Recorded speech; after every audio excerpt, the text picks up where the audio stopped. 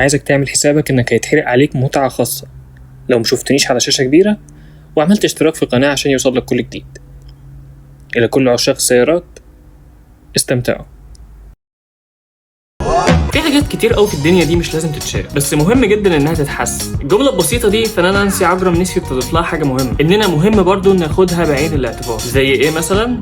زي الهواء اللي حوالينا. تخيل الشيء اللي انت ما بتشوفوش ده هو اكبر عامل مهم في تصميم اي عربيه، سواء برودكشن او ريسنج، وحتى برودكشن ريسنج. فعشان كده انا عملت الفيديو ده، فيديو مميز ومهم جدا عن الايروداينامكس. انا سامعني صح؟ انا اسف، حقك عليا، خليتك تستنى يعني، حقك عليا بجد. المهم، طب احكي لي ليه مهم الايروداينامكس في الدريفت؟ لا، هو احنا مش محتاجين اصلا ايروداينامكس في الدريفت.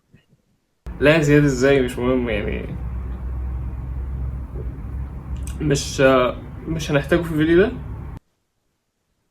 طب يا اخي، ما قلتش ليه؟ طيب يعني طب ما الفيديو كده باظ.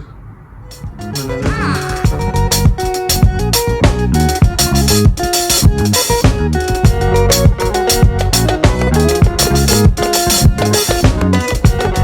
في يوم من الايام زمان، من اكتر من 100 سنه كده، في واحد قرر انه يبقى في حاجه اسمها عربيه. العربيه دي في اول 30 سنه من عمرها، خصوصا الانتاجي منها، ما كانش في حد مهتم انه يخلي تصميمها حلو او حتى انسيابي، لان العربيات زمان ما كانتش سرعتها كبيره زي دلوقتي، فبالتالي مقاومتها للهواء دي ما كانتش كبيره برضه. العربيه مش بتطير يعني عشان خاطر نهتم بتصميمها الانسيابي ده. اسرع واحده فيهم كانت ممكن تقفل العدات عند سرعه 45 كيلومتر في الساعه مثلا، لحد ما في واحد اسمه ادموند برامبلر، وده مصمم نمساوي، قرر ان العربيه لازم يكون ليها شكل انسيابي عشان نعرف نخليها تمشي اسرع. وقد كان وصمم عربيه لحد دلوقتي شكلها غريب، لكن عينك تحب تشوفها، واتسمت تروبفن واجن. العربيه كان فيها اجزاء طالعه من الجنب كده عامله زي ما يكون جناحات، بس طبعا مش عشان تطير، عشان تثبت العربيه اكتر على الارض. وكان فيها اول ازاز منحني على العربيه في العالم، والارقام اللي كانت لها علاقه بالديناميكيه بتاعه العربيه دي كانت ممتازه حتى بالمعايير بتاعه النهارده. الكلام ده بقى كان امتى؟ كان في العشرينات. وسبويلر اليرت، مصنعين من وقتها بدأوا يهتموا بالايروداينامكس بتاعت العربيات بطريقة اوفر شوية. ليه الايروداينامكس مهم اصلا؟ ليه اكتشفنا ان الايروداينامكس فجأة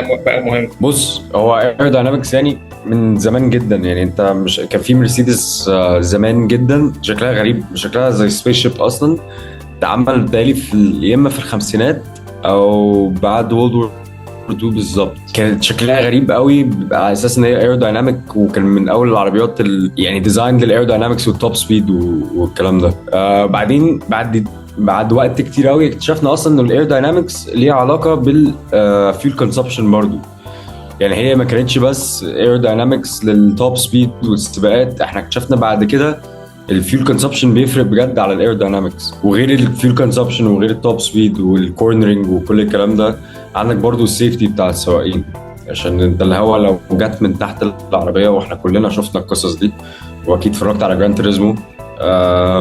شفت عربيات والنيربرج رينج بعد بالظبط، الهواء بينزل من تحت العربيه والطياره. ده زياد سري، كلنا عارفين هو ابن مين، وابن الوز عوام، وما شابه اباه فما ظلم، وكل الامثله العظيمه دي عن الاب. فهو دريفتر شاطر جدا، والاهم من ده انه بيدريفت في الاماكن المصرح بيها لده، وما لقيتش حد احسن منه عشان نتكلم عن حاجه ملهاش علاقه بالدريفت، بس الاهم انها ليها علاقه بحاجه انا وهو بنحبها، وهي العربيات.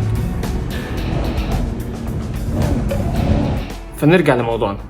الايروداينامكس في العربيات بيعتمد على حاجتين اساسيتين: الداون فورس او النيجاتيف ليفت، والدراج او مقاومه الهواء للعربيه، والاثنين مرتبطين ببعض بشكل كبير جدا. يعني لو عايز تخلي عربيه تعمل داون فورس عالي عشان تثبتها اكتر على الارض، لازم وضروري ان الدراج هيزيد معاك، بس ده مش معناه العكس. يعني احنا ممكن نقلل الدراج بس من غير ما نقلل في الداون فورس، وده لان كل قطعه في العربيه بيلمسها الهواء بيخلق بسببها دراج، وده بمجرد بس احتكاكه مع جسم العربيه. واحد هيقول لي طب ده معناه يا احمد ان العربيات بتاعت الفورمولا 1 بتعمل دراج قليل جدا؟ هقول لك لا، انت غلط، ولو كنت مركز كنت عرفت ليه. بس انت اضطريتني دلوقتي ان انا الجا مش قادر اقولها، الفيزيكس.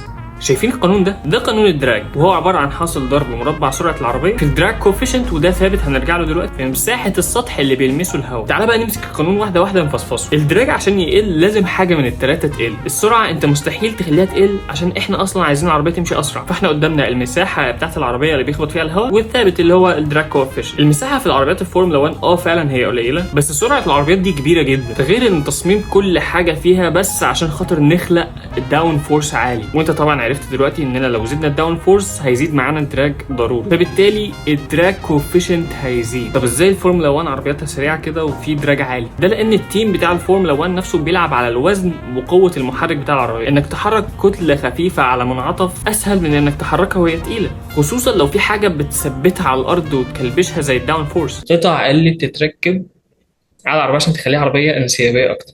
تعال نمسكها من اكسدام لاكسدام. اوكي حلو. انت عندك مثلا الفراي الاف 8. الفراي الاف 8 فيها فتحه من الاكسدام اللي قدام، وبرده البيستا نفس الكلام. فتحه من الاكسدام، وبعدين في فتحه كده على الكبوت، او مش كبوت، هو اسمه كبوت، الشنطه اللي قدام يعني. بيجي الهواء فرانك بالظبط، بيجي من الاكسدام، بيطلع من الفرانك وبيكمل كده على العربيه.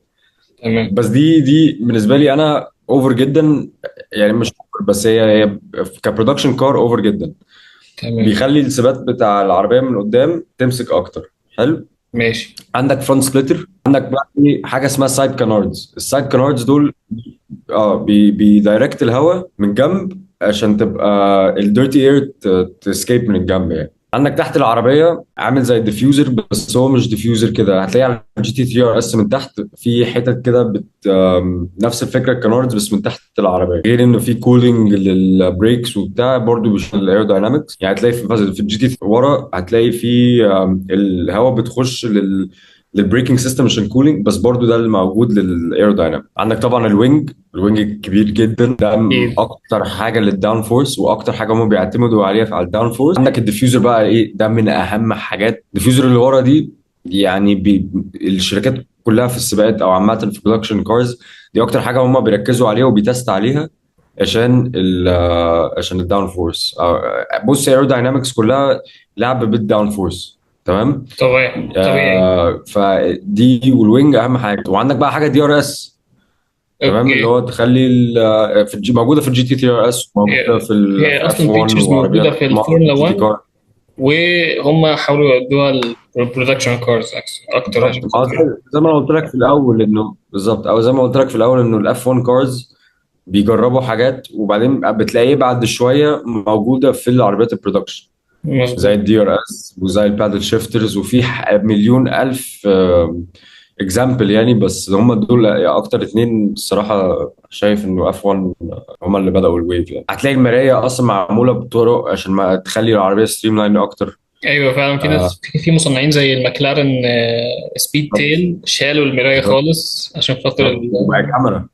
بالظبط عشان خاطر قال لك لا يا باشا، احنا اهم حاجه عندنا الايروداينامكس في العربيه دي. كل قطعه في عربيات الحلبات سواء كانت برودكشن او لا، فهي معموله عشان خاطر تخدم الداون فورس. اجمل مثالين على كده الجي تي 3 ار اس والفرادي اف 80. الجي تي 3 ار اس عشان تعرف اهميه الايروداينامكس فيها، 992 نسخه التربو اس عملت على حلبه نوربرجرينج زمن 7 دقائق و17 ثانيه، حين ان ال 992 جي تي 3 ار اس اللي اقل منها في القدره الحصانيه ب 100 حصان بحالهم قدرت تعمل 6 دقائق و44 ثانيه على نفس الحلبة. انت مستوعب الفرق؟ وده بس عشان خاطر اهتموا ان العربيه دي تكون عربيه حلبات في المقام الاول. كذلك الاف 80 اللي نزلت مؤخرا من فراري، العربيه حرفيا معموله عشان خاطر تبقى جناح طياره مقلوب، وبدل ما تعمل ليفت تعمل نيجاتيف ليفت وتثبت العربيه على الارض. الجناح الخلفي لوحده بتاع العربيه بينتج 560 كيلو بس داون فورس. طب احمد، هو ازاي ده بيحصل؟ ازاي الجناح ده بيعمل الداون فورس الهائل ده كله؟ انا هقول لك. قانون برنولي للمواقع بيقول لك ايه؟ بيقول لك ان المواقع سواء كانت سائله او غازيه، كل ما سرعتها كبرت كل ما كان ضغطها اقل. معناه اننا هنصمم الجناح الخلفي بطريقه معينه بحيث ان الهواء اللي يعدي من تحتيه يكون سرعته اقل من لما يعدي من فوقيه، فده يخلق عندك فرق في الضغط ويزيد قوه الدافع لتحت، عشان في الاخر تعمل ايه؟ عشان خاطر تثبت العربيه على الارض اكتر. اي عربيه لو انت شفتها من تحت كده هتلاقيها مليانه تفاصيل كتير جدا، الشكمان والشاسيه والتانك، وساعات بتبقى المكنه باينه لو مفيش مصفحه، حتى المصفحه شخصيه. كل دي حاجات ممكن تخلق دراج على الفاضي، بل تخلي الهواء يعدي ابطأ من تحت العربيه، فيخلي العربيه زي ما يكون هتطير من على الارض. فعشان كده اي عربيه للحلبات مخصصه بس للحلبات يكون فيها غطا كامل تحت العربيه عشان خاطر الهواء يعدي بسرعه كبيره، بحيث ان الهواء يعدي اسرع من ما يكون عدى من فوق العربيه. وكمان ساعات بيصمموا اجزاء بيخلي الهواء يطلع من جنبين العربيه بسرعه قبل ما يوصل حتى للديفيوزر الخلفي. واما عن الديفيوزر الخلفي فده له وظيفتين مهمين جدا. اولا بيسرع عمليه خروج الهواء من تحت العربيه قبل ما يبقى مشتت، وثانيا دي محتاجه شرح شويه. العربيه لما بتكون ماشيه بسرعه عاليه بتخلق عند الشنطه كده من الظهر فراغ، حرفيا مفيش اي هواء بيوصل للظهر في الحته بتاعت الشنطه دي خالص. ده بيخلق عندنا نوع جديد من الدراج بيشد العربيه لورا. عشان بقى نملى الفراغ ده الديفيوزر بيوجه الهواء اللي جاي من تحت العربيه لظهر العربيه على طول، بحيث اننا نقلل بقى نوع جديد من الدراج اللي ظاهر معانا. عشان كده بيقول لك كل ما ظهر العربيه ارفع كل ما بقى احسن وبقت عربيه سبورتي اكتر. السؤال اللي المفروض انا سالته في بدايه في بدايه الفيديو خالص، بس انا هساله دلوقتي تاني بطريقه مختلفه. ليه الدريفت مش مهم في الايروداينامكس؟ بص، انت الايروداينامكس تمام، معظم الوقت العربيه ماشيه ايه بوشها. مظبوط. تمام. فانت لو العربيه ماشيه بالجنب، الهواء هتروح فين؟ هتنزل من تحت العربيه او تنزل كده. بس هي اوكي. الهواء اصلا بتخبط في الجنب اكبر العربيه. مساحه في العربيه فانت ما اصلا. عندك يعني ما انت ما بالظبط، وما عندكش حاجه مثلا تخلي الهواء، فاهم، يعني تخش تطلع فوق العربيه، هي بس على طول بتخبط. مع انه مهم. مثلا العربيه لو من قدام في الهواء بتخبط كده وبتطلع عادي، بس هنا مفيش، هي لسه لازم تخبط الباب وتطلع لفوق. جميل. اوكي. بس في كام اكزامبل لاير داينامكس استخدمت في الدريفت، في يعني في اتنين اللي انا هقولهم النهارده. في واحد انا مش متاكد منه الصراحه، عشان كانت وورلد ريكورد اتمت، او اتعمل يعني وورلد ريكورد فاستست دريفت اتعمل في العالم، كانت ار 35 جي تي ار. ماشي. اوكي. حلو، مفيش فيديو للكلام ده بيحصل. لا عملوا كده برومو ثواني، فيديو انا كده. تقريبا فاكر بس هو كان كوميرشال اكتر. بالظبط، ما هو مفيش بقى اوفيشال اتمت. اه. اوكي. فهمت. هي كانت كوميرشال جدا، بس مفيش اي اتمت اتعمل احنا شايفينها، وده اصلا من الشروط بتاع جينيس وورلد ريكوردز انه الاتمت لازم يكون اون فيديو. ماشي. فبص، هو في حاجه، في ديل معمول بس بس كده كده لو في عربيه. مؤامره في الموضوع. بالظبط، بس كده كده لو فعلا كسروا الريكورد، اوكي نقول مثلا كسر الريكورد. انت لو هتانتري دريفت 300 كيلو في الساعه، اكتر حاجه انا قلقان منه انه الهواء تاخد من تحت العربيه وتقلب العربيه.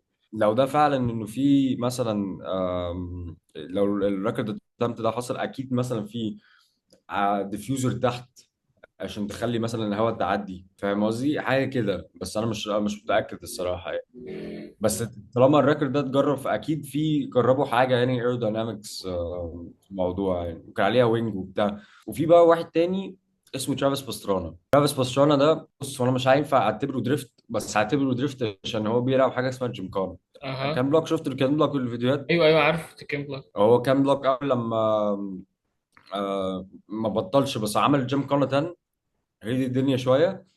فهونجن جم عملوا فيديو لترافيس باسترانا، ماشي، اللي هو كان في ميامي وكان بيطير، حرفيا بيطير، هو مش فارق له اي حاجه، ده ستاند درايفر اصلا من زمان، بيسوق اوكي. موتوسيكلات، عربيات، سكاي دايف.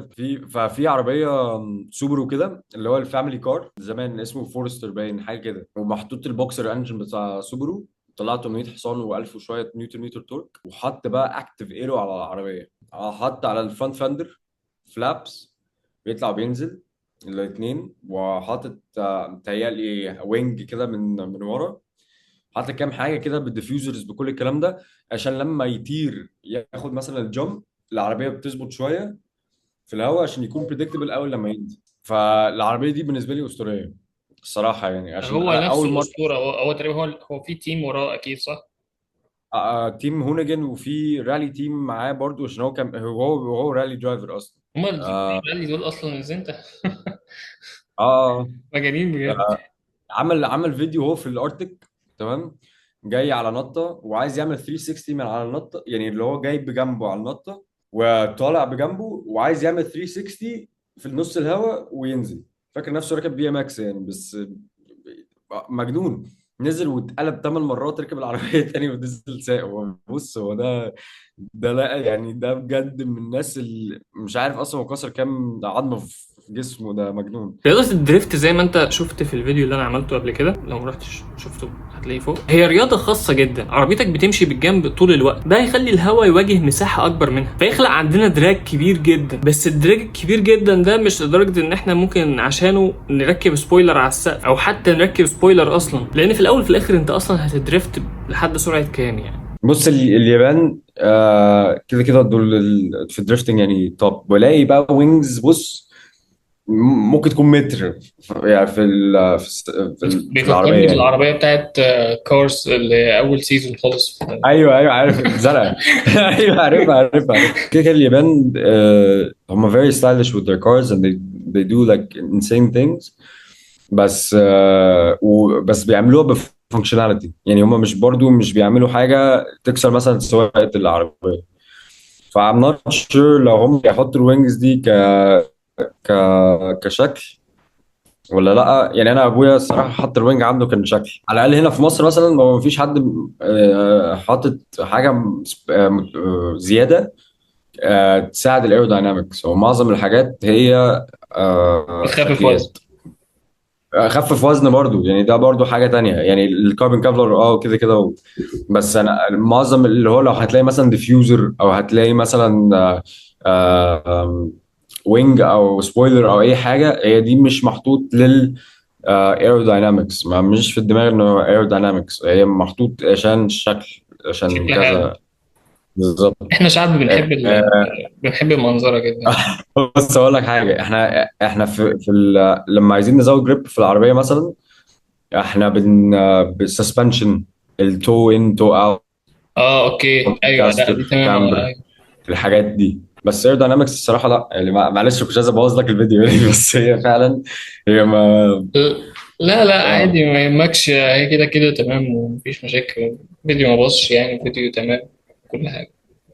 it's very complicated. عشان هي فعلا في اوقات كده وانا بتفرج على الفيديوهات بحس ان كده انه هو فعلا محتاج ايروداينامكس يعني. تخيل طيب فكرت في الموضوع تمام، وانا مثلا بانتري ماشي 210 كيلو في كورنر، اكيد محتاج ايروداينامكس في حاجه، اكيد هتساعد في حاجه. بص هو انا متاكد لو في مثلا مهندس ايروداينامكس ركز في حوار الدريفت اكيد هيطلع حاجه يعني متخلفه فيها فايده يعني وش.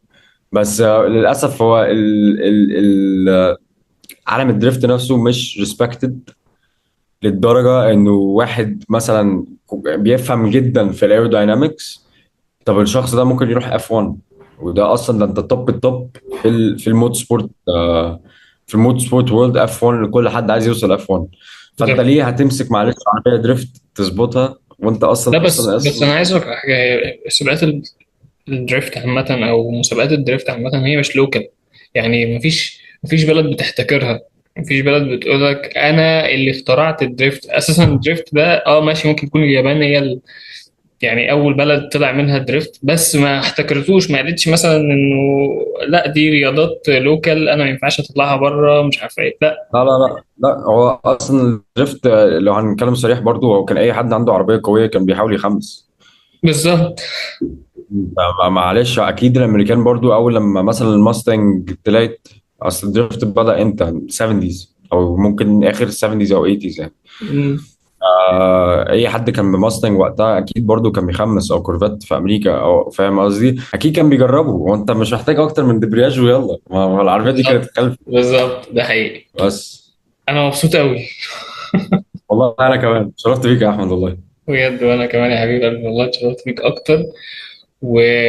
وان شاء الله يعني فاهم الموضوع هيبقى مش اول ولا اخر مره يعني. الايرودينامكس هو علم كبير جدا، مستحيل ان انا اقدر اغطيه في فيديو واحد. بس بتخليش حد يضحك عليك ابدا ويقول لك ان انا اديتك خلاصه الموضوع. بس انا فعلا اديتك خلاصه. وده يوصلنا لسؤال مهم، انت بتحب العربيات لانهي درجه عشان خاطر تهتم بحاجه انت عمرك ما هتشوفها في حياتك؟ الهوا فعلا هو مش بيتشاف، بس تاثيره كبير جدا على رياضات سيارات كتيره، فورمولا 1 ورالي وسباقات الجي تي. انا متاكد ان عربيه احلامك اللي هتيجي في بالك دلوقتي لازم يكون مصنعها اهتم بديناميكيتها الهوائيه. اتمنى بعد الفيديو ده ان نظرتك لتصميم اي عربيه يختلف وتحبها اكتر ما انت بتحبها يا صديقي. وبس كده، دي كانت كل حاجه عن الايروداينامكس. اتمنى فعلا يكون الفيديو عجبكم. احب اشكر جدا زياد سري على المجهود اللي عمله معايا في الفيديو ده، وان شاء الله يكون لينا فيديوهات اكتر عشان نفيدكم بيها. ما تنساش تقول رايك في الفيديو تحت في التعليقات، ولو انت جديد هناك تشترك تحت في القناه وتفعل زر الجرس عشان يوصلك كل جديد. لو صفحتي على الفيسبوك، جروبي فيسبوك، والانستجرام، وده الاهم تحت في الديسكربشن.